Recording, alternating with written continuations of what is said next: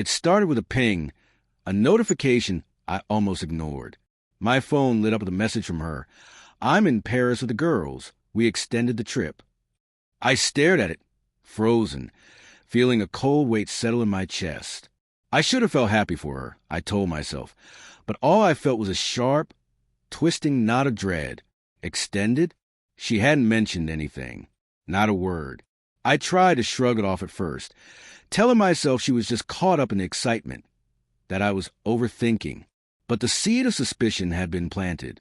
I replayed the weeks before the trip in my mind. The sudden late nights at work, the constant texting with that smug smile she always tried to hide, the faint smell of perfume that wasn't mine clinging to her jacket. I wanted to trust her. I needed to. But something in me started whispering that maybe, just maybe, I was being fooled. I noticed it in little things at home. Her phone, always at her side, now seemed almost like a stranger she held protectively. She laughed a bit too easily at her screen, and when I asked who she was talking to, she brushed it off with that familiar wave of her hand. "Just work stuff," she said. The words fell hollow. Her eyes darted away, and for the first time, I realized I didn't know her anymore. A week passed. Then 2. Calls went unanswered. Texts became infrequent and vague. I found myself scanning her social media obsessively, scrutinizing every photo, every comment. Was I crazy? Was I imagining things? I caught myself searching for evidence that maybe didn't even exist. But the gnawing feeling, the one I couldn't shake, kept insisting there was more than just a girls' trip in Paris. It wasn't until the 3rd week that the truth hit me like a fist. I was cleaning up the kitchen, mindlessly wiping down the counters, when her phone lit up on the table. She had forgotten it in her rush to grab a cab to meet someone. A message preview flashed across the screen. "Can't wait to see you tonight.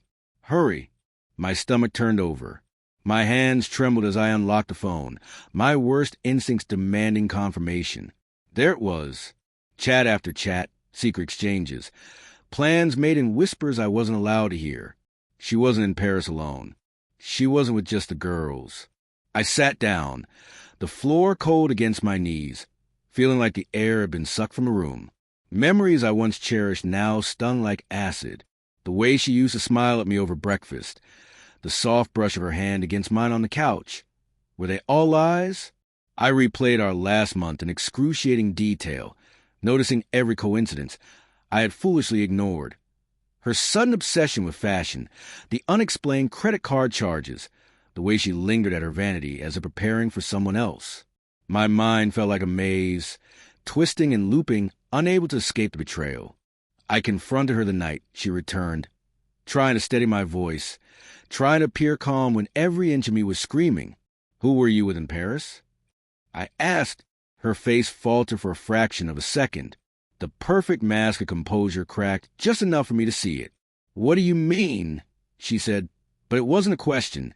It was an attempt to buy time, to deflect, to spin. I slammed the photos, the messages, the evidence on the table. Silence hung heavy between us. She didn't deny it, not fully.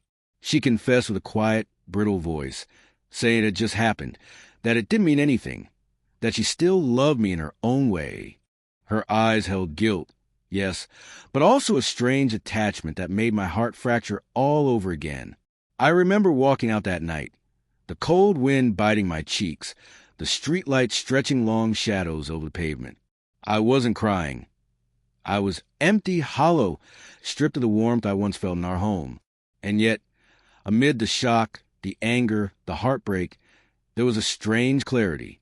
I realized I couldn't rebuild what she had broken, not without losing myself in the process. The days that followed were a haze of silence, of avoiding the spaces we once shared. Every corner of our apartment whispered her absence, every object a reminder of what had been stolen. But with that silence came reflection. I began to remember the strength I had buried beneath years of complacency, beneath the comfort of routine and love misplaced. I began to understand that love wasn't about forgiving betrayal. It was about knowing your worth, even when it hurts to claim it. Weeks later, I packed her things into boxes. She watched, quiet and small, offering no apologies beyond what had already been said. When the door closed behind her for the last time, I felt an ache so deep it made my knees weak, but also a seed of something new. I wasn't broken. I was awakening. I was learning that betrayal, no matter how deeply it cuts, cannot define me. That night, I sat on the balcony, the city lights stretching out before me, and for the first time in weeks, I breathed. The pain was still there, raw and jagged, but underneath it, there was clarity. I would heal. I would rebuild. And I would never let anyone, not even someone I loved, make me feel invisible again. Sometimes I still think of Paris, of her laughter and lies. But I also think of the moment I found myself again, the night a text destroyed a world, only to reveal the life I had to reclaim. That's when I knew. Betrayal hurts, yes, but it can also set you free.